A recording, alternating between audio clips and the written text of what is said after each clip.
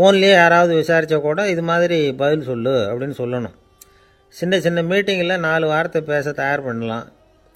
ஒரு கடையிலையோ அல்லது ஹோட்டல்லையோ ஏதாவது விவரம் கேட்கணும்னா உங்கள் குழந்தைய தைரியமாக அனுப்புங்க. குழந்தைகள் பணிவாகவும் பொறுமையாகவும் விவரம் கேட்குறப்போ கூச்ச சுபாவம் தானாக போயிடும். சின்ன வயசுலேயே இப்படிலாம் பழக்கப்படுத்தினா தான் வருங்காலத்தில் தைரியமாக இந்த சமுதாயத்தில் வாழ முடியும். இல்லைன்னா 60 வயசுலேயும் அடுப்பங்கரையை விட்டு வெளில வர்றதுக்கு கூச்சப்பட்டுக்கிட்டு தான் இருக்க வேண்டியிருக்கும். இந்த காலத்து பிள்ளைங்க எவ்வளவோ பரவாயில்ல, எதுக்கும் தயங்குறதில்ல, கூச்சப்படுறதில்ல. ஒரு அம்மா அடுப்பங்கரையிலேருந்து சத்தம் போட்டாங்க, டேய் ராமு, தயவு பண்ணி அந்த டிவியை நிறுத்துறா, அந்த பெண்ணோட குரல் மகா மோசம், அடுப்பங்கரையில் இருக்கிற என்னாலேயே அதை சகிச்சிக்க முடியல அப்படின்னாங்களாம். உடனே பையன் கொஞ்சம் கூட தயங்காமல் பதில் சொல்கிறான், அம்மா, இந்த குரல் டிவியிலேருந்து வரல, எதிர்த்த விட்டு மாமி தான் இங்கே வந்திருக்கிறாங்க, அவங்க தான் இப்போ என்னோட பேசிக்கிட்டு இருக்கிறாங்க அப்படின்னு நான். ஐயா, உங்கள் பேரை தொடர்ந்து தினம் கேட்டுக்கிட்டு இருக்கிறேன் அப்படின்னார் ஒருத்தர். தொடர்ந்து கேட்குறீங்களே, உங்களுக்கு காது வலிக்கலையா அப்படின்னு கேட்டோம். பேசுகிற உங்களுக்கே வாய் வலிக்கலை அப்படிங்கிறப்போ கேட்குற எங்களுக்கு எப்படி காது வலிக்கும் அப்படின்னார். நம்ம உடம்புல ஒரு அதிசயம் என்ன தெரியுமா? ரொம்ப நேரம் நாம் நடக்கிறோம்னு வச்சுக்கோங்க, கால் வலிக்கும். ரொம்ப நேரம் வேலை செஞ்சால் கை வலிக்கும், உடம்பு வலிக்கும். ரொம்ப நேரம் பார்த்துக்கிட்டே இருந்தால் கண்ணு வலிக்கும். ரொம்ப நேரம் பேசிக்கிட்டே இருந்தால் வாய் கூட வலிக்கும். ஆனால் ரொம்ப நேரம் கேட்டுக்கிட்டே இருக்கிறதுனால காது வலிக்கிறது இல்லை. அதனால் கேட்குறதுக்கு முக்கியத்துவம் கொடுத்தாங்க நம்ம பெரியவங்க. திருவள்ளுவர் தேவையில்லாமல் வார்த்தைகளை உபயோகப்படுத்த மாட்டார். ஒரு திருக்குறள்னு எடுத்துக்கிட்டாவே அதில் மொத்தம் 7 வார்த்தைகள், அவ்வளவுதான். அப்படி 7 வார்த்தைகள் மட்டுமே உள்ள ஒரு திருக்குறளில் வள்ளுவர் ஒரே வார்த்தையை 5 தடவை உபயோகப்படுத்தியிருக்கிறார், திரும்ப திரும்ப பயன்படுத்தியிருக்கிறார். அப்படின்னா அதை எந்த அளவுக்கு வலியுறுத்தி சொல்கிறார் அப்படிங்கிறத நாம் புரிஞ்சுக்கணும். அது என்ன குறள்? செல்வத்துள் செல்வம் செவிச்செல்வம், அச்செல்வம் செல்வத்துள் எல்லாம் தலை. செவிச்செல்வம்ங்கிறது அவ்வளவு முக்கியமானது. கற்றலின் கேட்டல் நன்று. அதிகம் கேட்கணுங்கிறதுக்காகத்தான் எவ்வளவு கேட்டாலும் காது வலிக்கிறதில்ல. குறைச்சலாக பேசணும், அதிகமாக கேட்கணும். இன்னொரு விஷயம் கவனிங்க, நம்ம உடம்பில் கண்ணுக்கு மூடி இருக்குது, எதையாவது நாம் பார்க்க விரும்பலைன்னா உடனே கண்ணை மூடிக்கலாம். நம்ம வாய்க்கு மூடி இருக்குது, பேச விருப்பம் இல்லையா, வாயை மூடிக்கலாம். மூக்குக்கு கூட மூடிக்கிற வசதி இருக்குது, எதையாவது முகர விருப்பம் இல்லையா, மூச்சை அடக்கிக்கலாம். ஆனால் பாருங்கள், காதுக்கு மூடி கிடையாது, அதை கையால் தான் மூட முடியும். யார் என்ன சொன்னாலும் அது நல்லதோ கெட்டதோ காதில் விழுந்துக்கிட்டு தான் இருக்கும். அறிவு தான் நல்ல விஷயங்களை எடுத்துக்கிட்டு கெட்ட விஷயங்களை விட்டுடணும். நல்ல கருத்துக்கள் நம்ம காதில் நிறைய விழுந்துக்கிட்டே இருக்கணும். அதை கேட்டு நாம் நல்லபடியாக வாழணுங்கிறது தான் படைப்பின் விருப்பம். ஆன்மீகவாதிகள் கூட ஒன்று சொல்லுவாங்க, அதாவது ஆன்மீக பாதையில் நீங்கள் முன்னேறணும்னா முதல்ல சிரவணம் செய்யணும்பாங்க. அதாவது பெரியவங்க சொல்கிற நல்ல கருத்துக்களை கேட்கணும் அப்படின்னு அதுக்கு அர்த்தம். அதனால் யார் நல்ல கருத்துக்களை சொன்னாலும் அதை காது கொடுத்து கேளுங்க. இவ்வளவு கருத்துக்களையும் நம்ம நேயர் ஒருத்தர்கிட்ட சொல்லிகிட்டு இருந்தோம். அவரும் சரி சரின்னு தலையாடிக்கிட்டே இருந்தார். அப்புறம் சொன்னார், நீங்கள் சொல்கிறது சரிதான் சார், காதுக்கு மூடி இல்லைங்கிறது ரொம்ப சரி, அதனால தான் உங்கள் தகவல் கூட நாங்கள் விரும்புகிறோமோ இல்லையோ தினம் காதில் விழுந்துக்கிட்டு இருக்குது அப்படின்னார். எங்களுக்கு ரொம்ப பெருமையாக இருந்தது. அப்படியா அப்படின்னோம். ஆனாலும் என்ன மாதிரி சில பேர் நீங்கள் தகவல் சொல்கிற சமயத்தில் காதில் மூடி இல்லையேன்னு சொல்லி கவலைப்படுறதில்ல சார் அப்படின்னார். ஏன்னு கேட்டோம். காதை மூடுறதுக்கு தானே வசதி இல்லை, ரேடியோவை மூடுறதுக்கு வசதி இருக்குதுல்ல, அதனால் டக்குன்னு அதை மூடி வச்சுருவோம் அப்படின்னார். வங்க நாவலாசிரியர் சரத் சந்திரர் ஒரு நண்பர் அவர்கிட்ட வந்தார். வழக்கமாக எல்லா எழுத்தாளர்கள்கிட்டையும் கேட்குற ஒரு கேள்வியை கேட்டார். நீங்கள் எழுத்துத்துறைக்கு வந்தது எப்படி? இதுதான் கேள்வி. அதை தெரிஞ்சு என்ன பிரயோஜனம்னார் சரத் சந்திரர். சும்மா சொல்லுங்களேன், தெரிஞ்சுக்கிறேன் அப்படின்னார் வந்தவர். சரி சொல்கிறேன்னு ஆரம்பித்தார். நான் ரங்கூனில் வேலை பார்த்துக்கிட்டு இருந்தேன். சம்பளம் பத்தல, வேலையும் பார்த்துக்கிட்டு ஒரு பலசரக்கு கடை வைக்கலாம்னு நினச்சேன். என்னால் மளிகை கடை வச்சு சரியாக நடத்த முடியுமாங்கிற சந்தேகம் என் மனைவிக்கு. அதை சோதனை பண்ணி பார்க்கணுங்கிறதுக்காக சில பொருள்களின் அளவு, அதோட விலை, இப்படி சிலதை சொல்லி எல்லாத்தையும் மனக்கணக்காக கூட்டி போட சொன்னாங்க. என்னால் சரியாக கூட்டி சொல்ல முடியல. உங்களால் மளிகை கடை நடத்த முடியாதுன்னு சொல்லிவிட்டாங்க. உடனே என்ன பண்ணுறது, வேறு வழி இல்லை, கதை எழுத ஆரம்பிச்சிட்டேன் அப்படின்னார். கேட்டவருக்கு சிரிப்பு வந்துட்டு தான்.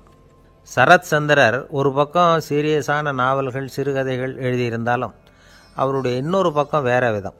நண்பர்கள்கிட்ட பேசும்பொழுதும் சரி, அவர்களுக்கு கடிதங்கள் எழுதும்போதும் சரி, கேலியும் கிண்டலும் நகைச்சுவை உணர்வும் அதிகமாக இருக்கும்.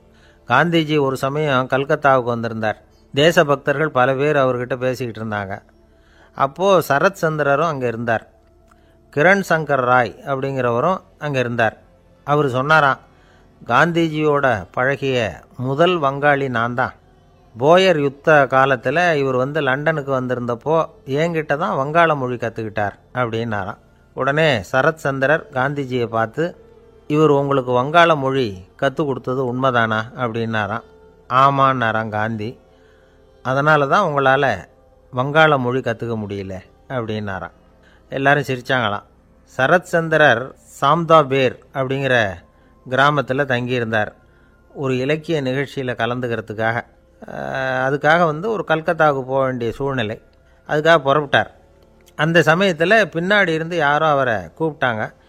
இப்படி கூப்பிட்டவரை பார்த்து இன்னொருத்தர் யாரோ அதட்டி இருக்கிறாங்க. போகிறவரை ஏன் இப்படி கூப்பிடுறீங்க அப்படின்னு. ஏன் கூப்பிட்டா என்னன்னு கேட்டிருக்கார் சரத் சந்திரர். புறப்படுறவங்கள பின்னாடி இருந்து கூப்பிடுறது அபசகுனம், போகிற இடத்துல ஏதாவது ஆபத்து வரலாம் அப்படின்னு அதுக்கு விளக்கம் கொடுத்துருக்கிறார் அவர். உடனே சரத் சந்திரர் சொன்னாராம், இதோ இவங்க என்னை இலக்கிய கூட்டத்துக்கு அழைச்சிட்டு போகிறாங்களே, இதை விட வேற என்ன ஆபத்து வந்துட போகுது அப்படின்னாராம். இப்படி சரத் சந்திரருக்கு இயல்பாகவே நகைச்சுவை உணர்வு உண்டு. அவருடைய நண்பர் ஒருத்தர் வீட்டுக்கு கூப்பிட்டுருந்தார். அங்கே ஒரு கச்சேரிக்கு ஏற்பாடு பண்ணியிருந்தாங்க. சரத் சந்திரருக்கு இயல்பாகவே கச்சேரியில் நீண்ட ஆலோசனையெல்லாம் கேட்குறதுக்கு பொறுமை இருக்காது. அதனால் மெதுவாக பாட போகிறவர் எப்படி அப்படின்னு கேட்டிருக்கார். அவருக்கு ரொம்ப நல்லா பாட தெரியும் அப்படின்னு சொல்லியிருக்கிறாங்க. அதுக்கு சரத் சந்திரர், பாட தெரியுங்கிறது சரி, பாட்டை நிறுத்த தெரியுமா அதை சொல்லுங்கள் முதல்ல அப்படின்னாராம். கங்கை கரை தோட்டம் பக்கத்தில் ஒரு ஆசிரமம், அங்கே ஒரு பெரியவர் தங்கியிருக்கிறார். அவர் தான் ராமகிருஷ்ண பரமஹம்சர். அந்த ஆசிரமம் இருந்த இடம் கரக்பூர். வங்காளத்தில் பொதுவாக எல்லாரும் மீன் சாப்பிட்றது உண்டு. கங்கையில் குளிச்சுட்டு கையில் ஒரு மீனோடு வர்றது வழக்கம். இவர் இருக்கிற இடத்துக்கு கங்கையில் படகு வழியாக வரணும். அப்படி தான் எல்லோரும் வருவாங்க.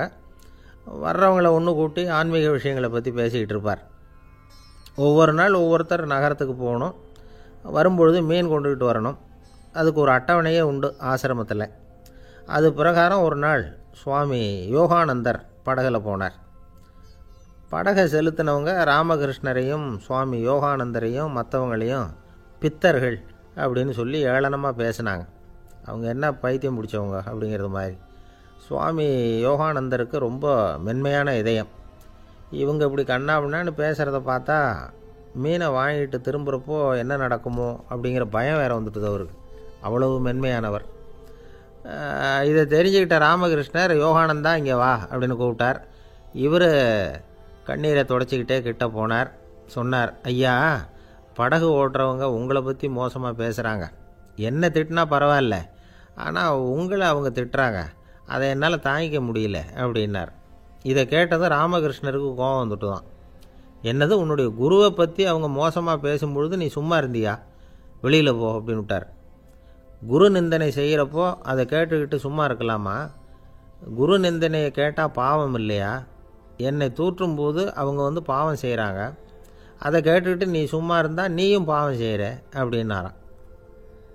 அடுத்த நாள் சுவாமி நிரஞ்சனானந்தர் போக வேண்டிய நாள். இவர் படகுல போகும்பொழுதும் அதே மாதிரி நடந்து தான். அவங்க மோசமாக பேச ஆரம்பித்தாங்க, திட்ட ஆரம்பித்தாங்க.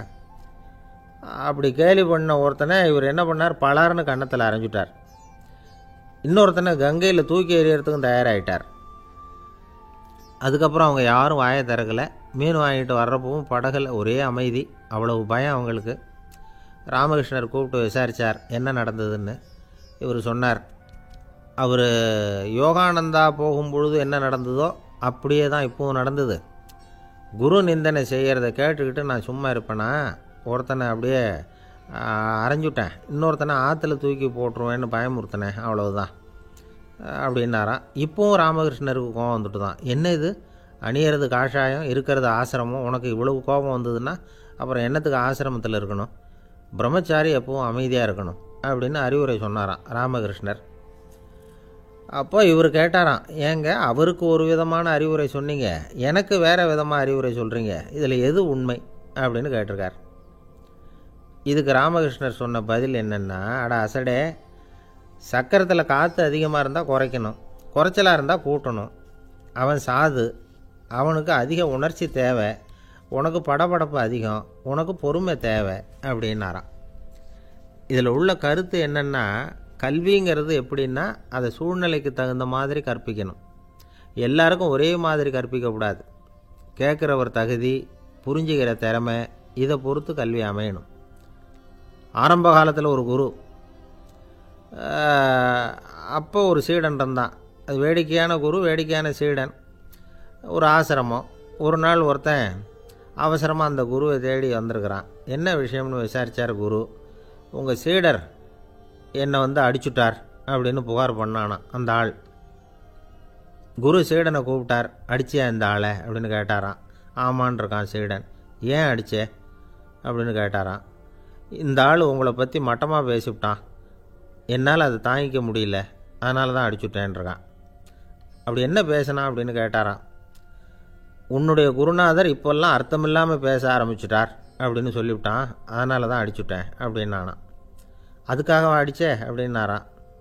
நான் அதுக்காக அடிக்கலை குருவே, இப்போல்லாம் நீங்கள் அர்த்தமில்லாமல் பேசுகிறதாக அவன் சொல்கிறான், அப்படின்னா இதுவரைக்கும் நீங்கள் அர்த்தத்தோடு பேசினதாகத்தானே அர்த்தம், அது தப்பு தானே, அதனால தான் அடித்தேன் அப்படின்னானா. ஒரு பெரியவர் உட்கார்ந்துருக்கிறார். அவரை சுற்றி அவருடைய தோழர்கள் உட்காந்துருக்கிறாங்க. ஏதோ ஒரு முக்கியமான செய்தியை அவர் அவங்களுக்கு சொல்லிகிட்டு இருக்கிறார். அவங்களும் ஆர்வமாக கேட்டுக்கிட்டு இருக்கிறாங்க. இந்த சமயத்தில் யாரோ ஒரு ஆள் வேகமாக அங்கே வர்றார். வர்ற வேகத்திலேயே எனக்கு ஏதாவது உதவி செய்யுங்க அப்படின்னு கேட்டுக்கிட்டே வர்றார். கேட்குறது உதவி, ஆனால் குரல் மிரட்டுறது மாதிரி இருக்குது, அதட்டி கேட்குறது மாதிரி இருக்குது. இதை கேட்டதும் அந்த பெரியவர் ஆத்திரப்படலை, ஆனால் அவரை சுற்றி இருந்தவங்க ஆத்திரப்பட்டாங்க. இதை பெரியவர் கவனித்தார். கொஞ்சம் அமைதியாக இருங்கன்னார். வந்தவரை கூப்பிட்டார். அவருக்கு சில பொருள்களை கொடுத்தார். என்னங்க இப்போ உங்களுக்கு மகிழ்ச்சி தானே அப்படின்னார். ஆ அப்படின்னு அலட்சியமாக அவர் சொல்கிறார். நான் உங்களை நல்ல முறையில் நடத்தினேன்னா அப்படின்னு கேட்குறாரு அவர் மறுபடியும். அதெல்லாம் ஒன்றும் இல்லை அப்படின்னு சொல்லி அவர் சொல்லிகிட்டு இருக்கிறாரு. குரலில் கடுமை குறையில. சுற்றி இருந்தவங்களால் இதை பொறுத்துக்க முடியல. கோபத்தோடு அவரை நோக்கி நெருங்க ஆரம்பித்தாங்க. பெரியவர் அவங்களையெல்லாம் தடுத்து நிறுத்தினார். வந்தவரை வாங்க என்னோட அப்படின்னு சொல்லி அழைச்சிட்டு போனார். வீட்டுக்கு போனார்.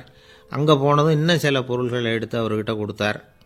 இப்போ திருப்தி தானே, நான் உங்ககிட்ட நல்ல முறையில் நடந்துக்கிட்டேனா அப்படின்னார். அவர் முகம் இப்போ தான் கொஞ்சம் மலர்ந்தது. ரொம்ப நன்றி, இறைவன் உங்கள் குடும்பத்துக்கு எல்லா நன்மைகளையும் செய்வான் அப்படின்னு சொன்னார். இதே வார்த்தைகளை என்னுடைய தோழர்கள்கிட்டே சொல்லிட்டீங்கன்னா அவங்க கோபம் தணிஞ்சிரும், வர முடியுமான்னார். கண்டிப்பாக வர்றேன் அப்படின்னாரு. மறுநாள் காலையில் அந்த இடத்துக்கு வந்தார். அதே மாதிரி சொல்லிவிட்டு அவர் போயிட்டார். தோழர்கள்லாம் ரொம்ப வியப்போடு பெரியவரை பார்த்தாங்க. அந்த பெரியவர் தான் நபிகள் நாயகம். அவர் சொன்னார், ஒருத்தன் ரொம்ப ஆசையாக ஒரு ஒட்டகத்தை வளர்த்துக்கிட்டு வந்தான். ஒரு நாள் அந்த ஒட்டகம் கயத்தை அறுத்துக்கிட்டு ஓடி போயிட்டுது. அக்கம் பக்கத்தில் இருக்கிறவங்கெல்லாம் அந்த ஒட்டகத்தை பிடிக்கிறதுக்கு முயற்சி பண்ணாங்க. அதை துரத்திக்கிட்டு ஓடினாங்க. ஒட்டகம் தாறுமாறாக ஓட ஆரம்பிச்சிது. இந்த சமயத்தில் ஒட்டகத்தை வளர்த்தவன் அங்கே ஓடி வந்தான். நீங்கள் அதை ஒன்றும் செய்ய வேணாம், விட்டுருங்க, அதோட சுபாவம் எனக்கு நல்லா தெரியும், அதை சுலபமாக என்னோடய வழிக்கு கொண்டுகிட்டு வந்துட முடியும், நான் பார்த்துக்கிறேன், விட்டுருங்கோ அப்படின்னா. எல்லோரும் விலகி போயிட்டாங்க. இவன் என்ன செஞ்சான் தெரியுமா? கொஞ்சம் புல்லை கையில் எடுத்துக்கிட்டு அந்த ஒட்டகத்தை நெருங்கினான், அவ்வளவுதான். அது ஓடி இவன் காலடியில் உட்காந்துக்கிட்டது. செல்லமாக அதை அப்படியே தடவி கொடுத்தான், முதுகில் ஏறி உட்காந்துக்கிட்டான். அது பாட்டுக்கு சாதுவாக நடந்து போகுது. இந்த கதையை நபிகள் நாயகம் தம்முடைய தோழர்களுக்கு சொல்கிறார். ஒட்டகத்தை மட்டும் இல்லை, சில மனிதர்களையும் கூட சில விதத்தில் அணுகி தான் அவர்களை சீர்திருத்த வேண்டியிருக்குது அப்படிங்கிறத அவங்களுக்கு உணர்த்தினார். இது ஒரு அழகான உளவியல் அணுகுமுறை. சில குடும்ப தலைவர்கள் கூட இந்த ஒட்டகம் மாதிரி நடந்துக்கிறது உண்டு, அப்புறம் அடங்கி போகிறதும் உண்டு. ஒரு குடும்ப தலைவர் காலையில் எழுந்திரிச்சதுலேருந்து சத்தம் போட்டு கத்திக்கிட்டு இருப்பார். பக்கத்தில் இருந்தவங்கெல்லாம் ஓடி போய் சமாதானம் பண்ணி பார்த்தாங்க. அவர் ஓயறது மாதிரி தெரியல. கடைசியில் அவர் மனைவி வந்தாங்க. நீங்கள் எல்லாம் விலகி போயிடுங்க, அவர் சுபாவம் எனக்கு தெரியும், நான் பார்த்துக்கிறேன் அப்படின்னாங்க. சரின்னு எல்லோரும் போயிட்டாங்க. சாயந்தரமாக பார்க்குறாங்க, அவர் சத்தம் இல்லாமல் ஒரு மூலையில் உட்காந்துருக்கிறார், ரொம்ப சாதுவா. ஆச்சரியமாக இருந்தது. என்னம்மா பண்ணீங்கன்னு கேட்டாங்க. அது ஒன்றும் இல்லைங்க, ஒரு வேளை சாப்பாட்டை நிறுத்தினேன், பட்னி போட்டேன் அவ்வளவுதான் அப்படின்னாங்க அந்த அம்மா. ஒரு ராஜா ஊரெல்லாம் சுற்றி பார்த்துட்டு வரலாம்னு ஒரு நாள் புறப்பட்டு போனார். ஒரு இடத்துல தறி நெசவு வேலை ரொம்ப மும்முரமாக நடந்துக்கிட்டு இருந்தது. ஒரு பெரியவர் தறியால் நெசவு வேலை செஞ்சுக்கிட்டு இருந்தார். பக்கத்தில் ஒரு அழகான பொண்ணு உட்காந்து நூலை சுற்றிக்கிட்டு இருக்குது. ராஜா அந்த பெரியவரை பார்த்து யார் இந்த பொண்ணுன்னு விசாரித்தார். ராஜா அப்படி கேட்டதும் அவருக்கு ரொம்ப பெருமையாக போயிட்டுது. ஏன்னா உட்காந்துருந்தது அவரோட மகள். அரசே, இது என்னுடைய மகள். இவ வேகமாக நூல் தெரிக்கக்கூடியவள். வைக்கோலை எடுத்து இவ தெரிச்சா கூட அது எல்லாம் பவுனிழையாக வெளியில் வரும் அப்படின்னு ஒரு ராசி இவளுக்கு அப்படின்னு ரொம்ப பெருமையாக ராஜா கிட்ட சொன்னார். ராஜா இதை கேட்டதும் அசந்துட்டார். அப்படியா, இவ்வளவு அழகும் சாமர்த்தியமும் உள்ள இந்த பொண்ணு என்னோட வரட்டுமே, இவளை என் மருமகளை ஆக்கிக்கிறேன் அப்படின்னார் ராஜா. அந்த பெரியவருக்கு ஒன்றும் புரியல. ஏதோ கொஞ்சம் பெருமையாக சொல்ல போவோ அது இப்படி ஆயிட்டுதே அப்படின்னு கவலைப்பட்டார். இருந்தாலும் ராஜா பேச்ச தட்ட முடியுமா, மகளை அனுப்பி வச்சுட்டார். ராஜா அந்த பொண்ணை அரண்மனைக்கு அழைச்சிட்டு வந்தார். அங்கே ஒரு அறையில் வச்சு பூட்டி விட்டார். அந்த ரூமு நிறைய வைக்கோலை கொண்டாந்து போட்டு அடைச்சாங்க. 3 ராட்டைகள் வேறு வச்சுருந்தாங்க. நாளைக்கு பொழுது விடியறதுக்குள்ளே நீ இந்த வைக்கோலையெல்லாம் தங்க இழைகளாக மாற்றி காட்டணும். நாளைக்கு காலம்புறம் வந்து நான் இந்த அறை கதவை திறப்பேன். உன் தகப்பன் சொன்னது மாதிரி எல்லாம் தங்கமாக மாறி இருக்கணும், இல்லைன்னா நீ உயிர் தப்ப முடியாது அப்படின்னு உத்தரவு போட்டார். பாவம் அந்த பொண்ணு என்ன பண்ணும், பகல் பூரா அழுதுகிட்டே உட்காந்துருக்குது. ராத்திரி பூராவும் தூக்கம் வரல. மறுநாள் அதிகாலை நேரத்தில் யாரோ கதவை தட்டுற சத்தம் கேட்டுது. பயந்துக்கிட்டே கதவை திறக்கிறா. திறந்து பார்த்தா வெளியில் 3 அவலட்சணமான பெண்கள். ஒருத்திக்கு வந்து கால் அகலமாக முறை மாதிரி இருக்குது, இன்னொருத்திக்கு கட்டை விரல் கரண்டி மாதிரி பெருசாக இருக்குது, 3ஆவது பொண்ணுக்கு உதடு தடித்து ரப்பர் மாதிரி தொங்கிக்கிட்டு இருக்கு. யார் நீங்கள், உங்களுக்கு என்ன வேணும் அப்படின்னு கேட்குது இந்த பொண்ணு. நாங்கள் உங்களுக்கு உதவி செய்கிறதுக்கு தான் வந்திருக்கிறோம் அப்படின்னு சொல்லி உள்ளே வந்தாங்க. உட்காந்தாங்க. கொஞ்ச நேரத்துக்குள்ளே உள்ளே இருந்த வைக்கோலையெல்லாம் தங்க இழைகளாக மாற்றி கொடுத்துட்டு போயிட்டாங்க. காலையில் ராஜா வந்தார், பார்த்தார். ஆகா பேஷுனார். இன்னும் கொஞ்சம் வைக்கோலை கொண்டாந்து அந்த ரூமில் போட சொன்னார். இந்த வைக்கோலையும் இன்றைக்கி தங்கமாக மாற்றிவிடு, நாளைக்கு மறுநாள் உனக்கும் இளவரசனுக்கும் கல்யாணம்னு சொல்லிவிட்டார். இன்றைக்கி ராத்திரி அந்த 3 பொண்ணுங்களும் வந்தாங்க. வைக்கோலை பொண்ணு இழைகளாக மாற்றினாங்க, புறப்பட்டாங்க. இந்த பொண்ணு அவங்க காலில் விழுந்து வணங்கினா. என் உசுரை காப்பாற்றினீங்க, உங்களுக்கு நான் என்ன கைமாறு செய்ய போகிறேன் அப்படின்னா. பயப்படாத, நீ விரும்பினா எங்களுக்கு ஒரு உதவி செய்யலாம். உன்னுடைய கல்யாணத்துக்கு நாங்கள் 3 பேரும் வரோம். நீ எங்களை வந்து வரவேற்று ராஜாக்கிட்டேயும் இளவரசர்கிட்டையும் நாங்கள் உன்னோட பெரியப்பா பொண்ணுங்கன்னு சொல்லி அறிமுகப்படுத்தி வை, நாங்கள் விருந்து சாப்பிட்டுட்டு போயிடுறோம் அப்படின்னாங்க. ரொம்பவும் சந்தோஷமாக சரின்னு ஒத்துக்கிட்டா. கல்யாண நாள் வந்தது. கல்யாணம் ரொம்ப கோலாகலமாக நடந்துக்கிட்டு இருக்கு. எல்லா தேசத்து ராஜா ராணிகளும் வந்துக்கிட்டு இருக்கிறாங்க. அந்த 3 அவலட்சணமான பொண்ணுங்களும் வந்து சேர்ந்தாங்க. யார் இவங்கன்னு கேட்டார் ராஜா. என் பெரியப்பா பொண்ணுங்க அப்படின்னா அந்த பொண்ணு. காலும் உதடும் கட்டை விரலும் ஏன் இப்படி உங்களுக்கு அவலட்சணம் ஆயிட்டுது அப்படின்னு கேட்டார். அதுக்கு அந்த பொண்ணுங்க பதில் சொன்னாங்க. என்ன செய்யறது, ஓயாமல் வைக்கோலை நூற்று ஒருத்தியோட கட்டை விரல் அப்படி கரண்டி மாதிரி ஆயிட்டுது. நாக்கில் தொட்டு தொட்டு திரிச்சதுனால ஒருத்தியோட உதடு அப்படி ஆயிட்டுது. காலால் கட்டையை அழுத்தி அழுத்தி தறி போட்டதுனால இன்னொருத்தையோட கால் அப்படி ஆயிட்டுது. உங்கள் மருமகளாக வந்திருக்கிற இந்த பொண்ணு அந்த 3ஐயுமே செய்ய தெரிஞ்சவ தான். என்ன ஆக போதும் இன்னும் கொஞ்ச நாளில் அப்படின்னாங்க. அவ்வளவுதான். ராஜா பயந்துட்டார். அம்மா, இன்னையிலேருந்து நீ இளவரசனின் மனைவி. நீ எப்பவும் அழகாக இருக்கணும். அதனால் நீ இனிமேல் வைக்கோலை திரிக்கவே கூடாது அப்படின்னு உத்தரவு போட்டார். அவளை இக்கட்டான சூழ்நிலையிலிருந்து காப்பாற்றின அந்த 3 பொண்ணுங்களும் சந்தோஷமாக திரும்பி போயிட்டாங்களாம். சுவாமி சின்மயானந்தர் இந்த கதையை சொல்லியிருக்கிறார். தன்னலம் மறந்து சுயலாபத்தை தியாகம் செய்கிறது வைக்கோல்லிருந்து தங்க இழையை நூக்கிறது மாதிரி அப்படிங்கிறார் அவர். அது இருக்கட்டும், இப்போ நம்ம கதைக்கு வருவோம். ஒரு ராஜா தன்னோட மகனுக்கு சுயவரம் நடத்தினார். எல்லா தேசத்திலிருந்தும் ராஜகுமாரர்கள் வந்திருந்தாங்க.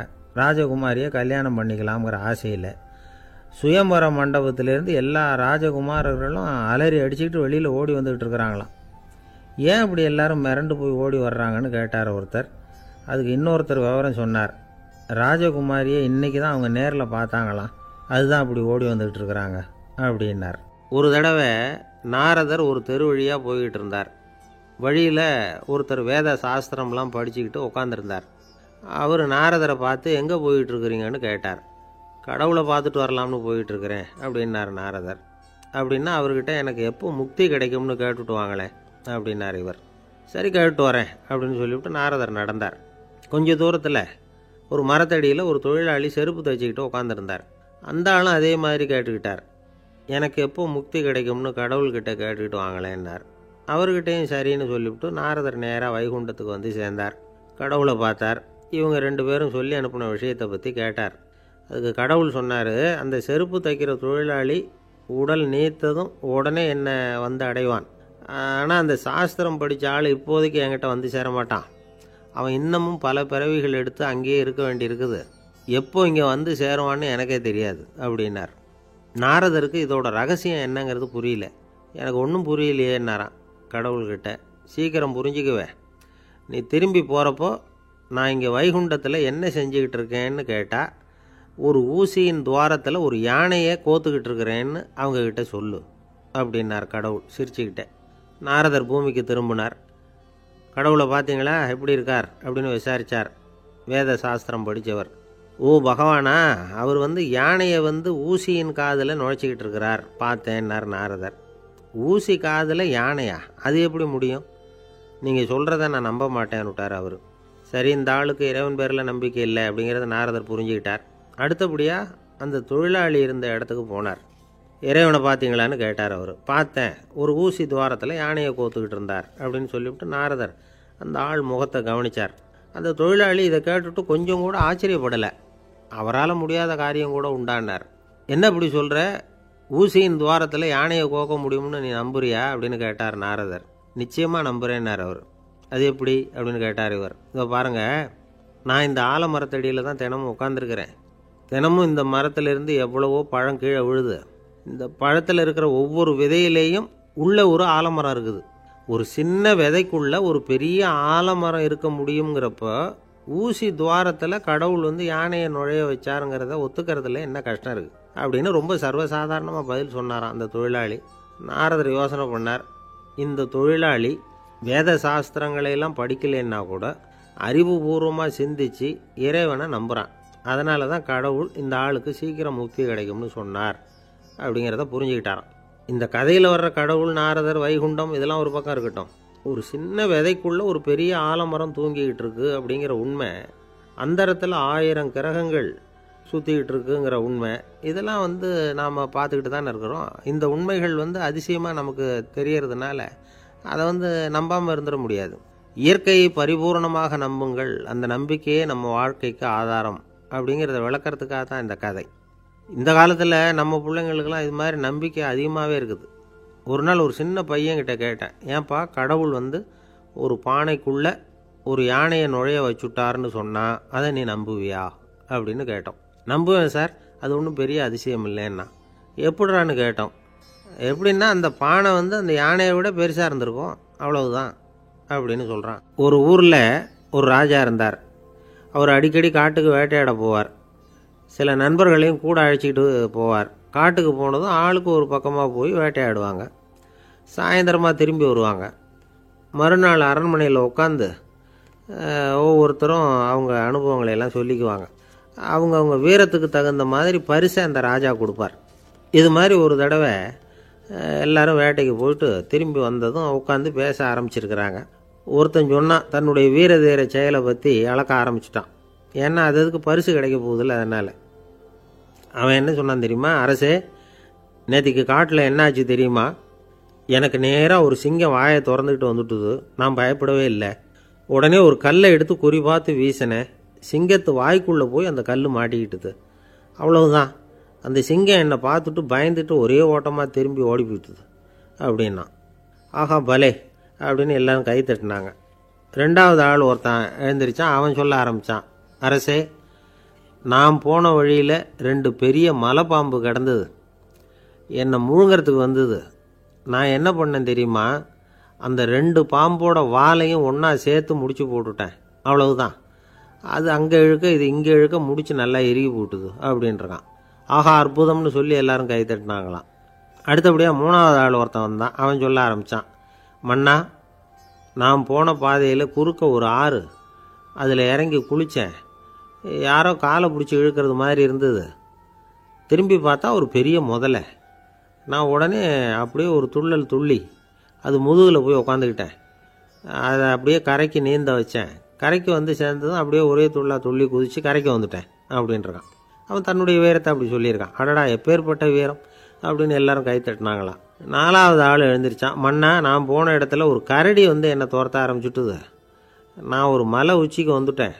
அதுக்கப்புறம் ஒரு அடி எடுத்து வச்சாலும் அதில் பாதாளத்தில் விழ வேண்டியது தான். அந்த நேரம் பார்த்து ஒரு பெரிய ராட்சச கழுகு அந்த பக்கமாக பறந்து வந்தது. நான் உடனே அப்படியே உயர எழும்பி அந்த கழுகோட காலை பிடிச்சிக்கிட்டேன். அப்படியே தொங்கிக்கிட்டே வந்தேன். ஒரு நல்ல இடம் வந்ததும் தொப்புன்னு கீழே குதித்து நடந்து வந்துட்டேன்னா. இதுக்கும் எல்லோரும் கை தட்டுறாங்க. கடைசியாக ஒரு ஆள் எழுந்திரிச்சான். அரசே, நான் வந்து போன வழியில் ஒரு பெரிய யானை குறுக்க வந்தது. பயங்கரமாக சத்தம் போட்டுக்கிட்டே வந்தது. நான் பயந்து ஓடலை. உடனே என்ன பண்ணேன் தெரியுமா? அந்த யானையோட வாலை பிடிச்சி தூக்கினேன். தலைக்கு மேலே தூக்கி கரன்னு சுற்றினேன். வேகமாக சுற்றி வீசி எறிஞ்சேன். அவ்வளவுதான். அதே ஸ்பீடில் அந்த யானை மேலே போக ஆரம்பிச்சுட்டுது. இன்னும் கூட அது போய்கிட்டே தான் இருக்குது, கீழே விழவே இல்லைன்னா. இதை கேட்டதும் ராஜாவுக்கு கோபம் வந்துட்டுது. என்னை என்ன முட்டாள்னு நினச்சிக்கிட்டு பேசுகிறியா? யானையை வந்து நீ வாலை பிடிச்சி தூக்குன, அதை நான் நம்பணுமா அப்படின்னார். உடனே இவன் பணிவாக பதில் சொன்னான். அரசே, ஒரு சிங்கத்து வாயில் கல் மாட்டிக்கிட்டதை நம்புறீங்க, மலைப்பாம்பு வாலை பிடிச்சி முடிச்சு போட்டதை நம்புறீங்க, முதல்ல முதுகில் சவாரி பண்ணதையும் நம்புறீங்க, கழுகு காலை பிடிச்சிக்கிட்டு பறக்கிறதையும் நம்புறீங்க. அப்படி நம்புறப்போ நான் சொன்னதை மட்டும் நம்பக்கூடாதா அப்படின்னு கேட்டானான். பொய் சொன்னவங்கெல்லாம் தலையை தொங்க போட்டுக்கிட்டாங்களாம். ராஜா அவங்கள பார்த்து சொன்னாராம், நீங்கள் எல்லாரும் என்னை முட்டாளாக்கியிருக்கிறீங்க. கடைசியாக பேசின இவன் தான் எனக்கு உண்மை எது பொய் எதுங்கிறத புரிய வச்சிருக்கிறான். இவன் தான் உண்மையான தைரியசாலி அப்படின்னு சொல்லி அவனுக்கே பரிசையெல்லாம் கொடுத்து பாராட்டினாராம். இப்படி ஒரு கதை. உண்மையை நிலைநாட்டுகிறவன் தான் உண்மையான வீரன் அப்படிங்கிறத இதிலிருந்து நாம் புரிஞ்சுக்கணும். இந்த காலத்துல எல்லாம் பொய் சொன்னால் தான் பிழைக்க முடியுங்கிறது ஒரு சில பேரோட நம்பிக்கை. ஒரு அப்பாவுக்கு தன் மகனுக்கு பொய் சொல்ல தெரியலையேங்கிற கவலை. பொய் சொன்னால் தான் இந்த உலகத்தில் பிழைக்கலாம், ஆனால் இவனுக்கு அது தெரியலையே, அதனால் இவனை அழைச்சிட்டு போய் நடுக்கடலில் விட்டுட்டு வந்துடுவோம் அப்படின்னு அழைச்சிட்டு புறப்பட்டான். கடற்கரைக்கு போனான். மகனுக்கு சந்தேகம். எங்கேப்பா என்னை அழைச்சிட்டு போகிறேன்னு கேட்டிருக்கான். கடலில் மீன் பிடிக்க கற்றுக் கொடுக்க போகிறேன் உனக்கு அப்படின்னானா. நான் ஏற்கனவே மீன் பிடிச்சிட்டேனேன்னானா இவன் மகன். எங்கே அதுன்னு கேட்டிருக்கான். அப்பங்காரன். சுட்டு சாப்பிட்டுட்டேன்ருக்கான் புள்ள. அப்பங்காரன் பார்த்தான். சரி, நம்ம புள்ள பொழைச்சிக்கும் அப்படின்னு சொல்லி திருப்பி அழைச்சிட்டு வந்துட்டானா. ஒரு ஆள் அசையாமல் கிடக்கிறார். அவர் இருக்காரா போயிட்டாராங்கிறத எப்படி முடிவு பண்ணுறோம்? அவர் மூக்குக்கு முன்னாடி புறங்கையை வச்சு பார்க்குறோம், மூச்சு வருதா இல்லையா அப்படிங்கிறத கண்டுபிடிக்கிறதுக்காக. மூச்சுங்கிறது அவ்வளவு முக்கியமான ஒரு விஷயம். சுவாசம் இல்லைன்னா எதுவுமே இல்லை. நம்ம பூமி இருக்க அது கூட சுவாசிக்குதுங்கிறத சோவியத் விஞ்ஞானிகள் கண்டுபிடிச்சிருக்கிறாங்க. பூமிக்கு மேலே இருக்கிற மண் அடுக்கில் காற்றில் உள்ள ஆக்சிஜன் ஆக்சிகரணம் அடையுது அப்படின்னு தான் இதுவரைக்கும் எல்லோரும் நம்பிக்கிட்டு இருந்தாங்க. ஆனால் இப்போ என்ன கண்டுபிடிச்சிருக்கிறாங்கன்னா, அந்த ஆக்சிஜன் பூமிக்குள்ளே 1 கிலோமீட்டர் ஆழம் வரைக்கும் ஊடுருவி போகுதான். பூமிக்குள்ளே 2 பக்கமும் பல கிலோமீட்டர் வரைக்கும் பரவுதான். பூமிக்குள்ளே இருக்கிற நீர்நிலை அடுக்குகள் தான் நுரையீரல் செய்கிற வேலையை செய்யுதான். நம்ம உடம்புல நுரையீரல் இல்லைன்னா ஒன்றும் நடக்காது. ஒரு மரத்தை தலைகீழாக தொங்க போட்டால் எப்படி இருக்கும்? அப்படி யோசிச்சு பாருங்கள். அப்படி தான் இதுவும், நுரையீரலும் அப்படி தான் இருக்கும். வலது பக்கம் ஒன்று, இடது பக்கம் ஒன்று. வலது பக்கம் நுரையீரல் கொஞ்சம் பெருசாக இருக்கும். நுட்பமான நரம்பு குழாய்கள் அதில் இருக்கும். கோடிக்கணக்கான நுண்ணிய குழாய்களை வச்சுக்கிட்டு தான் அது வேலை செய்யுது. 25 கோடி குழாய்கள் இருக்கும். அதை அப்படியே முழுசாக பிரித்து பரப்புனா ஒரு டென்னிஸ் கோர்ட்டில் பாதி பரப்பளவு இருக்குமா. நுரையீரல் நிறம் கருஞ்சிவப்பு தான். புகை அதிகமாக உள்ளே போச்சுன்னா அது கருப்பாயிடுது. காற்றுல உள்ள பிராணவாயுவை இது இழுத்து எடுத்துக்கிட்டு ரத்தத்தை சுத்தப்படுத்துகிற முக்கியமான வேலையை இது செய்யுது. அசுத்த காற்றை வெளியில் அனுப்பி வச்சுருது. ஒருத்தர் வேகமாக ஓடி வரார், அவருக்கு மூச்சு இறைக்கும். பயங்கரமாக எதையாவது பார்த்து விடுறார், உடனே மூர்ச்சி ஆகிடுவார். இது மாதிரி சமயங்களில் வேறு எந்த தூண்டுதலும் இல்லாமல் நுரையீரல் தானாகவே இயங்கும். இப்படி ஒரு அவசியம் ஏற்படுறப்போ இயக்கத்தை தூண்டி விடுற முக்கியமான இணைப்பு மூளைக்கு கீழே முதுகு எலும்புக்கு மேற்பகுதியில் இருக்குது. அது உடனே சுவாசத்துக்கு அவசர உதவியை கொடுக்குது. இப்போ ஒருத்தர் பேசாமல் உட்காந்துருக்கார். இந்த சமயத்தில் அவருக்கு 1 பங்கு காற்று தேவைப்படுதுன்னு வச்சுக்கோங்க. அவர் எழுந்திரிச்சு நடக்கும் பொழுது 1.5 மடங்கு தேவைப்படும். ஓடினார்னா 3 மடங்கு தேவைப்படும். படுத்துருக்கிறப்ப 1/2 மடங்கு தான் தேவைப்படும். இதுக்கு நிமிஷத்துக்கு 16 தடவை மூச்சு விட்டாகணும். இப்படி சாதாரணமாக உள்ளே இழுக்கிற காற்று கொஞ்சம்தான் இருந்தாலும் இது மாதிரி 8 மடங்கு காற்றை உள்ளே இழுத்து வச்சுக்கிற சாமர்த்தியம் நுரையீரலுக்கு இருக்குதான். தண்ணி, நுண்கிருமிகள், ரசாயன பொருள் இப்படி எது உள்ளே போனாலும் நுரையீரல் சமாளிச்சுக்கும். 30 வருஷமாக விடாத புகை பிடிக்கிறவர் தொடர்ந்து உள்ளே அனுப்பி வைக்கிற புகையை கூட சமாளிக்குதுன்னா பார்த்துங்களேன். உள்ளே போகிற புகை நுட்பமான சுவாச முடிச்சுகளை அழிச்சு விடுது. கறி புகை அது மேலே படிஞ்சு உபயோகம் இல்லாமல் பண்ணிவிடுது. ஆனாலும் தேவைக்கு அதிகமாக 8 மடங்கு கூடுதலாக சுவாச முடிச்சுகள் நம்ம உடம்புக்குள்ளே இருக்கிறதுனால சமாளிக்க முடியுது. சமாளிக்க முடியலன்னா சில சமயம் மூச்சு திணறும். அதை ஒரு எச்சரிக்கையாக எடுத்துக்கிட்டு புகை பிடிக்கிற பழக்கத்தை விட்டுடணும். அதுதான் நல்லது. ஆனால் அப்படி யார் விடுறது? இணை பிரியாத 2 நண்பர்கள் இருந்தாங்களாம். 2 பேரும் விடாமல் சிகரெட்டு குடிக்கிறவங்க. அதில் ஒருத்தன் செத்து போட்டான். இன்னொருத்தன் அதுக்கப்புறம் 2 சிகரெட்டாக குடிக்க ஆரம்பித்தானான். ஏன் இப்படி பண்ணுறேன்னு கேட்டிருக்காங்க. நான் ஒரு சிகரெட்டு தான் குடிக்கிறேன், செத்து போன என்னுடைய ஃப்ரெண்டு இருக்கானே செத்து போனவன், அவனுக்காக இன்னொரு சிகரெட்டு குடிக்கிறேன் அப்படின்னு நானான். இது ரொம்ப ஆபத்து, விட்டுடு அப்படின்னு சொல்லியிருக்காங்க. சரின்னு ஒத்துக்கிட்டான். ஆனால் அதுக்கப்புறமும் ஒரு சிகரெட் வீதமாக குடிச்சிக்கிட்டே இருந்தான். சிகரெட்டு பழக்கத்தை நீ இன்னும் விடலையான்னு கேட்டாங்களாம். அந்த பழக்கத்தை நான் எப்போவோ விட்டுட்டேன், இப்போ நான் குடிக்கிறது என் ஃப்ரெண்டுக்காக அப்படின்னு நானான். இவங்கெல்லாம் எப்படி திருந்துறது? என்னை விட யோக்கியம் இந்த உலகத்தில் வேறு யாரும் இல்லை சார் அப்படின்னார் ஒருத்தர். அவரை விட அயோக்கியன் வேறு யாரும் இருக்க முடியாதுங்கிற முடிவுக்கு கேட்டவங்க வந்துட்டாங்களாம். மனுஷனுக்கு இருக்கிற ஒரு மிகப்பெரிய குறையே தன்கிட்ட இருக்கிற குறை அவனுக்கு தெரியாமல் போகிறது தான். ஆனால் அடுத்தவங்ககிட்ட இருக்கிற குறை இவனுக்கு தெளிவாக தெரிஞ்சிடும். ஒரு ஒட்டகம் ஒரு கொக்கை பார்த்து ஒரு கேள்வி கேட்டுதான். என்ன கேள்வி தெரியுமா? உன் கழுத்து ஏன் இப்படி வளைஞ்சி போயிருக்குது அப்படின்னு கேட்டிருக்கு. இதுக்கு உடம்பே வளைச்சல். இது போய் கொக்கை கிண்டல் பண்ணுது. இன்றைக்கி மனித சுபாவமும் கிட்டத்தட்ட இப்படி தான் இருக்குது. இந்த உலகத்தில் குறையில்லாத மனிதர்கள் யாரும் கிடையாது, நாம் உள்பட. அப்படிங்கிறத முதல்ல நாம் நல்லா புரிஞ்சுக்கணும். ஒரு ஊரில் ஒரு விற்பனை நிலையம் இருந்தது. செல்ல பிராணிகளை விற்பனை செய்கிற நிலையம் அது.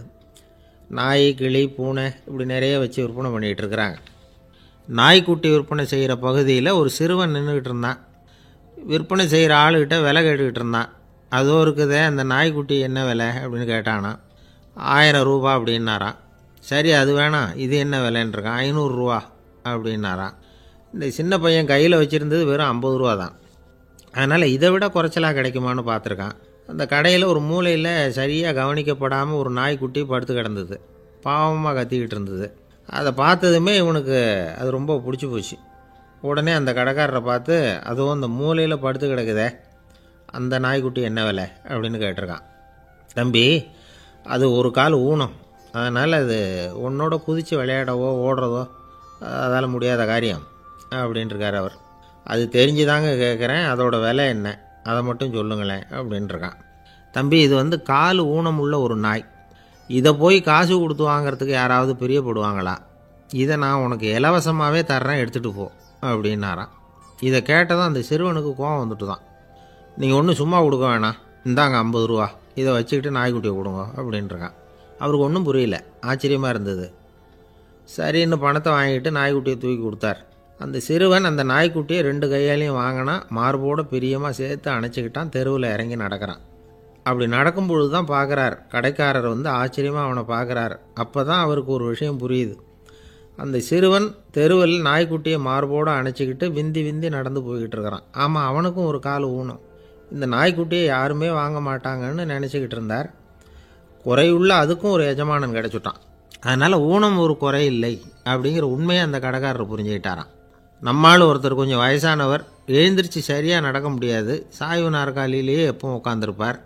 அவர் தனக்கு துணையாக ஒரு நாயை பக்கத்தில் வச்சுருந்தார்.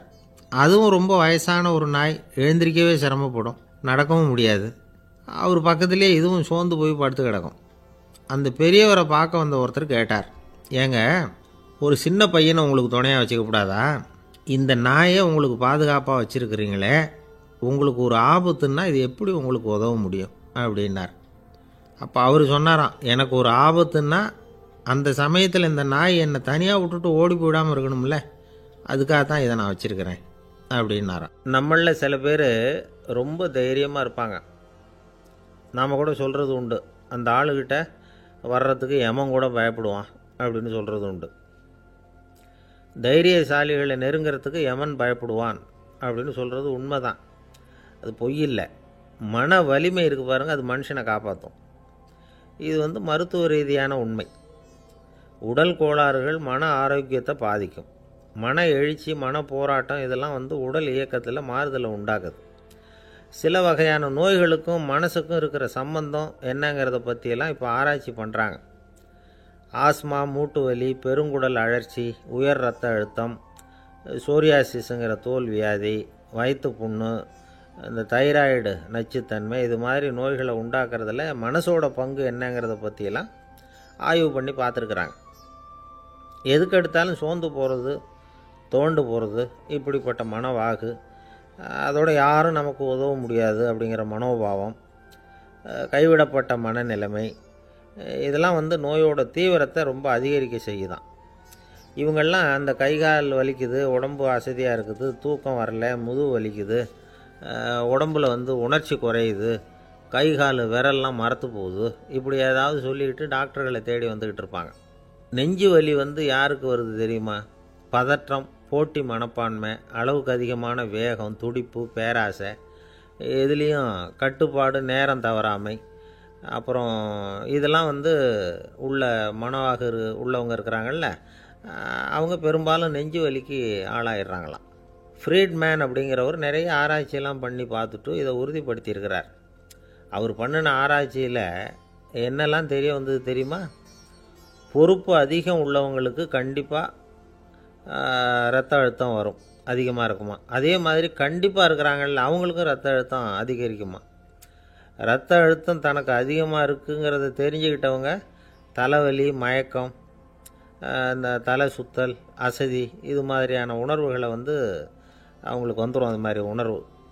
ஆனால் உண்மை என்ன தெரியுமா? இதெல்லாம் ரத்த அழுத்தத்தினால இல்லை, ரத்த அழுத்தம் கட்டுப்பாட்டுக்குள்ளே இருந்தால் கூட இவங்க இப்படி நினைக்கிறாங்களாம்.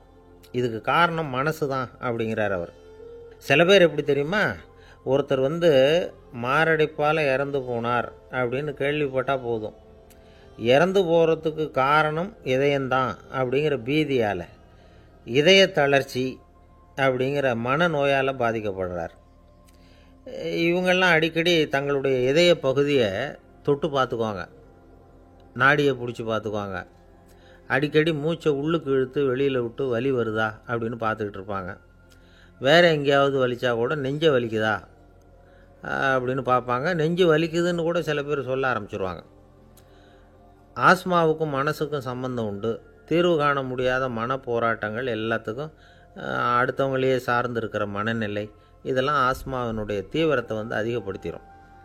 பயம், இது எப்படின்னா என்ன நடக்குமோங்கிற பதற்ற நிலை, அப்புறம் இந்த பயம், இதெல்லாம் சுவாசித்தலை அதிகரிக்க செய்யுது இல்லையா. இதனால் இரத்தத்தின் காரத்தன்மை அதிகமாகி நோயின் தீவிரமும் அதிகமாகுது. மன போராட்டம், மனக்கவலை, மன இறுக்கம், இதெல்லாம் தோல் வியாதியை தூண்டி விடுதான். இது மாதிரி இன்னும் எவ்வளவோ இருக்குது. அதனால் இன்றைக்கி நமக்கு தேவை என்னென்னா மன வலிமை, மலர்ந்த முகம், இது ரெண்டு இருந்துட்டுதுன்னா பலவிதமான நோய்கள் நம்மக்கிட்ட நெருங்கி வராது. டாக்டர் என்ன நெருங்காமல் இருக்கிறதுக்கு நான் ஒரு காரியம் பண்ணுறேன் அப்படின்னார் ஒருத்தர். அவர் என்ன அர்த்தத்தில் சொன்னார்னா, டாக்டர் அவரை நெருங்காமல் இருக்கிறதுக்கு அவர் ஒரு காரியம் பண்ணுறாராம். நண்பர்கிட்ட சொன்னார். நண்பர் கேட்டார், அது என்ன காரியம் பண்ணுற அப்படின்னு கேட்டார். தினம் ஒரு ஆப்பிள் பழம் சாப்பிட்றேன்னார் அவர். ஏன்னா ஆங்கிலத்தில் ஒரு பழமொழி சொல்லுவாங்கள்ல, an apple a day keeps doctor away அப்படிம்பாங்க. ஒரு ஆப்பிள் பழம் சாப்பிட்டா டாக்டர் விலகியே இருப்பார், டாக்டர்கிட்ட போக வேண்டிய அவசியம் இருக்காது அப்படிங்கிறதுக்காக அந்த பழமொழி சொல்கிறது. என்ன, நான் யாருமே நெருங்காமல் இருக்கிறதுக்கு நான் ஒரு காரியம் பண்ணுறேன்னார் இன்னொருத்தர். டாக்டர் நெருங்காமல் இருக்கிறதுக்கு ஆப்பிள் பழம் சாப்பிட்றேன்னார் அவர். என்னை யாருமே நெருங்காமல் இருக்கிறதுக்கு நான் ஒரு காரியம் பண்ணுறேன்னார் இன்னொருத்தர். அது என்னன்னு கேட்டோம். தினம் ஒரு பூண்டு சாப்பிட்றேன்னார். ஏ கார்லிக் எ டே கீப்ஸ் எவ்ரிபடி அவே அப்படின்னு அதுக்கு ஒரு புது விளக்கமும் கொடுத்தார். காசி மாநகரத்தை பிரம்மதத்தன் அப்படிங்கிற ராஜா ஆட்சி பண்ணிட்டு வந்தார். அவர் ஒவ்வொரு வருஷமும் ஒரு திருவிழா நடத்துறது வழக்கம். எல்லா தேசத்திலிருந்தும் எல்லா வகையான ஜனங்களும் அதில் கலந்துக்குவாங்க. ஒரு சமயம் அது மாதிரி விழா நடந்துக்கிட்டு இருந்தது. வைகுண்டத்திலேருந்து தேவலோகத்திலேருந்து நிறைய தேவகுமாரர்கள்லாம் காசி நகருக்கு அப்போது வந்திருந்தாங்க.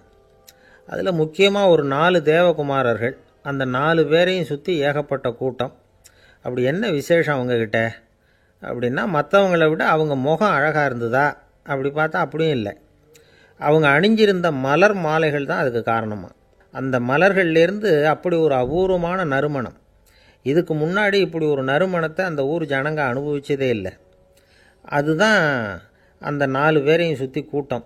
எல்லோரும் கேள்வி கேட்க ஆரம்பித்தாங்க. உடனே அந்த 4 தேவகுமாரர்களும் எல்லாருக்கும் தெரியும்படியாக வானத்தில் எழும்பி கொஞ்சம் உயரமாக நின்றுக்கிட்டாங்க. கீழே நின்றுக்கிட்டு இருந்த அரசன்லேருந்து ஆண்டி வரைக்கும் ஒருத்தர் பாக்கி இல்லாமல் ஒரே குரலில் எல்லாரும் அவங்கள பார்த்து, எங்களுக்கும் இது மாதிரி மாலையை போட்டுக்கணும்னு ஆசையாக இருக்குது, அதுக்கு நீங்கள் தான் அருள் பண்ணணும் அப்படின்னு கேட்டுக்கிட்டாங்க. மாலை போட்டுக்கிறதுனா எல்லாருக்கும் ஆசையாக தானே இருக்கும். அந்த 4 தேவகுமாரர்களில் ஒருத்தர் புத்தர் பிரான். அவர் சொன்னார், பூலோகவாசிகளே, நான் சொல்கிறத கொஞ்சம் பொறுமையாக கேளுங்க. கக்காரு அப்படிங்கிற கற்பக விருட்சத்தின் மலர்களால் தொடுக்கப்பட்டது இந்த மாலை. இதுக்கு நிறைய சக்தி உண்டு. எந்த காலமும் இது வாடாது, வாசனையும் குறையாது. ஆனால் இதை அணிந்து கொள்றதுக்கு சில தகுதிகள் தேவை அப்படின்னார். என்ன தகுதி அது சொல்லுங்களேன் அப்படின்னு ஏக காலத்தில் எல்லாரும் சத்தம் போட்டாங்க. தீய இயல்புகள் உள்ளவங்க, இழிந்த சிந்தனை, இழிந்த செயல் உள்ளவங்க இந்த மாலையை அணிய முடியாது அப்படின்னார். அவ்வளோதான். கூட்டத்தில் சத்தம் போட்டவங்கள்லாம் மெதுவாக அப்படி அடங்க ஆரம்பிச்சிட்டாங்க. இன்னொரு தேவகுமாரன் சொன்னார், அடுத்தவங்க பொருளை அபகரிக்காதவன், அடுத்தவங்களுக்கு கெடுதல் பண்ணக்கூடிய பொய் பேசாதவன், பேராசையினால் கெட்ட வழியில் பொருள் ஈட்ட நினைக்காதவன் இந்த மாலையை போட்டுக்கலாம் அப்படின்னார். கூட்டத்திலிருந்து யாரும் முன்னுக்கு வரல. ஒரே ஒரு ராஜகுரு மட்டும் கொஞ்சம் முன்னாடி வந்தார். பெரியவர், படித்தவர். அவர், எனக்கு தகுதி இருக்குது அந்த மாலையை போட்டுக்கிறதுக்கு அப்படின்னார். வேறு ஒன்றும் இல்லை, பொய் சொல்லியாவது அந்த மாலையை வாங்கிக்குவோமே அப்படின்னு முடிவு பண்ணிட்டார் அவர். அவ்வளோதான், மாலையை வாங்கிட்டார். அடுத்த தேவகுமாரன் பேசினார். யாருக்கு திடமான அறிவும் மனமும் இருக்குதோ, யாருக்கு நல்ல காரியங்களில் அசையாத ஈடுபாடு இருக்குதோ, நல்ல அரிய பொருள்களை தனியாக தான் மட்டும் அனுபவிக்க விரும்பாதவர் யாரோ அவர் முன்னாடி வந்து இந்த மாலையை வாங்கிக்கலாம் அப்படின்னார். அந்த தகுதியும் எனக்கு இருக்குன்னார் ராஜகுரு. மாலையை வாங்கி போட்டுக்கிட்டார். இன்னொரு ராஜகுமாரன் பேச ஆரம்பித்தார். அறநெறியில் செல்வம் சேர்க்கணும், ஆடம்பர பொருள்களுக்கு அடிமையாகக்கூடாது, வெற்றி அடைஞ்சாலும் கர்வம் வரக்கூடாது, அப்படிப்பட்டவங்க இந்த மாலையை போட்டுக்கலாம்னார். துணிஞ்சு பொய் சொல்லி அதையும் வாங்கி கழுத்தில் போட்டுக்கிட்டார் இந்த ராஜகுரு. இன்னொரு ராஜகுமாரன் சொன்னார், சான்றோர்களை நிந்திக்காதவங்க, புறம் பேசாதவங்க இந்த மாலையை போட்டுக்கலாம்னார். அதையும் வாங்கி போட்டுக்கிட்டார். திருவிழா முடிஞ்சுது, எல்லோரும் திரும்பி போயிட்டாங்க. மறுநாள் ராஜகுரு 4 மாலைகளையும் போட்டுக்கிட்டு ராஜசபைக்கு வரார். வந்தவர் ரொம்ப அவஸ்தையோடு வர்றார். மாலையெல்லாம் வாடி போயிட்டுது, வாசனை எதுவும் கிடையாது. அது மட்டும் இல்லை, அவருக்கு கடுமையான தலைவலி வேறு வந்துட்டுது.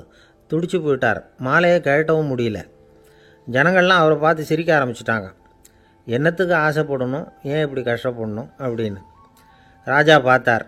மறுபடியும் விழாவுக்கு ஏற்பாடு பண்ணினார். தேவகுமாரர்கள்லாம் வந்தாங்க. ராஜகுரு வந்தார். மக்கள் முன்னிலையில் அவங்க காலில் விழுந்தார், மன்னிப்பு கேட்டுக்கிட்டார். இந்த மாலையை போட்டுக்கிற தகுதி எனக்கு இல்லை. தகுதி இல்லாத ஒருத்தன் தகாத தகுதியை பொய் மூலம் பெறணும்னு ஆசைப்படுறாங்களே, அவங்களுக்கெல்லாம் என்னுடைய தண்டனை ஒரு எச்சரிக்கையாக இருக்கட்டும்னார். அதுக்கப்புறம் தேவகுமாரர்கள் அவர் கழுத்தில் இருக்கிற மாலையை கழட்டினாங்களாம். அந்த மாலைகளும் பழையபடி மனம் கொடுக்க ஆரம்பிச்சுட்டு தான். இதிலேருந்து நாம் தெரிஞ்சுக்க வேண்டியது என்னென்னா, நமக்கு தகுதி இல்லாத ஒரு கௌரவம் நம்மக்கிட்ட தானாக வந்தால் கூட அதை தவிர்த்து விடுறது தான் நல்லது. அதுதான் புத்திசாலித்தனம். ஒருத்தர் வந்தார். சார், எங்கள் இலக்கிய மன்ற விழாவுக்கு நீங்கள் தலைமை தாங்கணும்னார். உடனே இவர் சொன்னார், பேச்சாளர், சார், இலக்கியத்தை பற்றி பேசுகிற தகுதி எனக்கு இல்லையே அப்படின்னார். உடனே அவர் கூப்பிட வந்தவர் சொன்னார், அந்த தகுதி உங்களுக்கு இல்லைங்கிறது எங்களுக்கும் தெரியும் சார், அதனால தான் உங்களை தலைமை தாங்க கூப்பிட்றேன் அப்படின்னார். அது சரி, தலைமைன்னா அதுக்கு இவர் என்ன தான் அர்த்தம் பண்ணுறாருன்னு தெரியல. ஒரே ஒரு ஊரில் ஒரு ராஜா இருந்தார். அவர் பேரில் மக்களுக்கு ரொம்ப மரியாதை. அவ்வளவு நல்லா ஆட்சி புரிஞ்சுக்கிட்டு வந்தார். அவருக்கு வயசாகிட்டுது. அதனால் ஒரு நாள் அமைச்சரை கூப்பிட்டார். இதை பாருங்கள், எனக்கு வயசாகிட்டுது, அதனால் இந்த அரச பொறுப்பையெல்லாம் நீங்கள் ஏற்றுக்குங்க அப்படின்னார். அதுக்கப்புறம் ராணியை கூப்பிட்டார். வா, நாம் இனிமேல் இங்கே இருக்க வேணாம், காட்டுக்கு போய் தவம் பண்ணலாம் அப்படின்னு கூப்பிட்டார். இந்த செய்தி மக்களுக்கு அறிவிக்கப்பட்டது. மக்கள் உடனே கூட்டம் கூட்டமாக அரண்மனைக்கு வர ஆரம்பிச்சிட்டாங்க. மன்னரை போய் பார்க்குறாங்க. அரசே, தாங்கள் எங்களுக்கு தந்தை மாதிரி. நீங்கள் காட்டுக்கு போயிட்டால் நாங்கள்லாம் இங்கே எப்படி இருக்க முடியும்? எங்களுக்கெல்லாம் எந்த துன்பமும் இல்லாமல் பார்த்துக்கிட்டு வர்றீங்க. இது மாதிரியான ஒரு அரசாட்சி இல்லைன்னா மக்கள் வாழ்ந்து என்ன பயன் அப்படின்னாங்க. இருந்தாலும் என்ன பண்ணுறது, வயசாயிட்ட காரணத்தினால இந்த முடிவுக்கு வர வேண்டியிருக்குது அப்படின்னாரா ராஜா. அப்படின்னா நீங்கள் காட்டுக்கு போக வேணாம், நாங்கள் போகிறோம். நாங்கள் அங்கே போய் தவம் பண்ணுறோம், வழிபாடு பண்ணுறோம். கடவுள் வருவார், அவர்கிட்ட வரம் வாங்கிட்டு வந்துடுறோம் அப்படின்னாங்களாம். அப்படி சொல்லிவிட்டு உடனே எல்லோரும் காட்டுக்கு போனாங்க. நாட்டு மக்கள் எல்லாரும் ஒட்டு மொத்தமாக வந்து காட்டில் உட்காந்துக்கிட்டு தவம் பண்ணுறதை பார்த்தார் கடவுள். உடனே புறப்பட்டு வந்தார். எல்லோரும் இப்படி வந்து உட்காந்துருக்குறீங்களே, என்ன வேணும் உங்களுக்கு அப்படின்னு கேட்டார். உடனே மக்கள் எல்லாரும் ஒரு குரலில் சொன்னாங்க, சுவாமி, எங்கள் மன்னன் ரொம்ப நாளைக்கு நல்லபடியாக இருக்கணும். அவர் வந்து மகிழ்ச்சியாகவும் உடல் நலத்தோடும் இருந்தால் தான் நாங்கள் அமைதியாக வாழ முடியும் அப்படின்னாங்க. சரி, அதுக்கு என்ன செய்யணும் அப்படின்னார் ஆண்டவன். எங்கள் மன்னருக்கு இன்னும் ஒரு 100 வருஷம் ஆயுளை கொடுங்க அப்படின்னாங்க. அவ்வளவு தானே, சரி அப்படியே ஆகட்டும் அப்படின்னு சொல்லிவிட்டு ஆண்டவன் போயிட்டார். மக்கள் மகிழ்ச்சியோடு திரும்பி வந்தாங்க. மன்னா, கடவுள் வரம் கொடுத்துட்டார், நீங்கள் 100 வருஷம் வாழ போகிறீங்க அப்படின்னாங்க.